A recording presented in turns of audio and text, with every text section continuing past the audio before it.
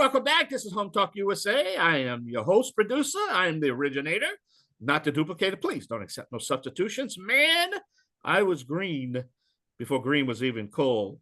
Again, this segment of the show is sponsored by my second oldest sponsor. That's right, Aztec Washer, revolutionary and innovative roofing products since 1968. Seal it right, seal it tight, aztecwasher.com.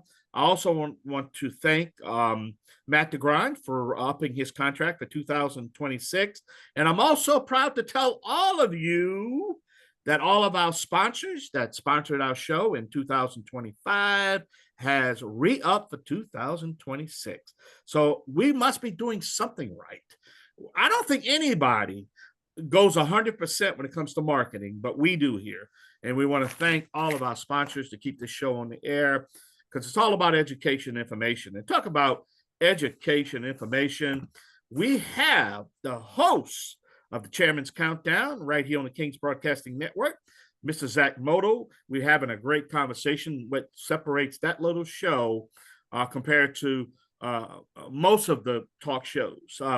It's a political show, but it's not a politics show of voting politics. It's behind the scenes. And Zach, the best way to explain it, I think, and I was trying to figure this out, what's the best way I can relate this to my audience so they understand? And I was, this weekend, I had my grandchildren over at the house, and we were watching The Wizard of Oz.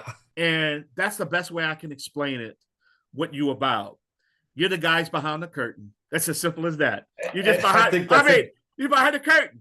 And I thought about that. I think that's right, Michael. Why am We're the guys behind the curtain. I was trying to sell it. So how am I going to sell this thing here? And, you got the wizard and everything. And, you got the politics of the show, Wizard of Oz, and the politics of it and trying to get home. At the end of the day, she always could have went home. But at the end of the day, she wouldn't have believed it. Just what you saying, we can get this done, but if we try to do it, you're not going to believe it. That we Correct. We're convincing a lot of hearts and minds to do what they already know to be right. They can. Okay, I can go now, right? I can leave now after 30 years. I can go now. I didn't summer it down in 30 years, and I figured it out. It's just a guy behind the curtain.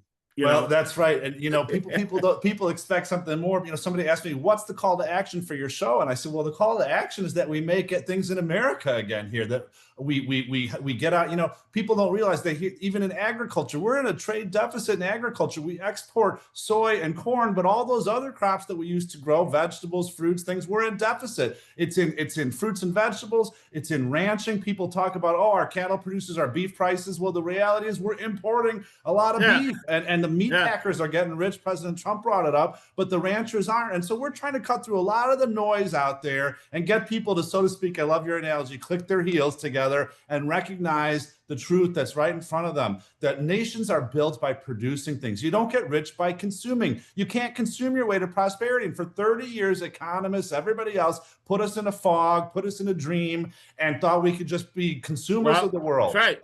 And that's why China is starting to fail now, because China don't invent nothing. They don't know how to invent. All China does is steal. That's it, steal. They steal, and they export it back to us, and we've given them, America is 33% of the world's consumers and 5% of the population. Yeah. Nobody can survive without our marketplace.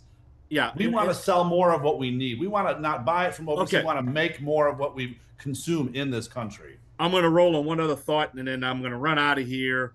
And I got to make this statement. Now we're going to get away from home talk a little bit, and we're going to talk about your show a little bit. And I want to add this up. The tariff situation right now that's in the Supreme Court right now. They have a decision to make. Okay. Why is it, now explain to me, why is it that we all know that tariff relies to Congress? We all know that. It's cut and dry. Anybody can read it. Tariff. The President of the United States does not have the authority to issue tariff. He does not have it. But let's back off. For 200 years, Congress don't want to fool with it. They don't want to fool with tariffs. So they gave the power, right? Like a wink and a handshake to the president, you deal with it.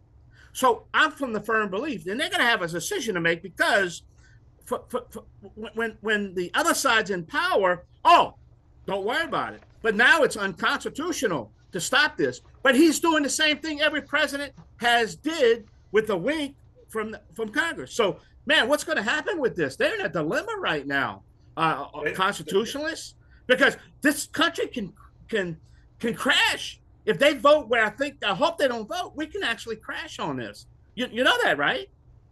It's bad.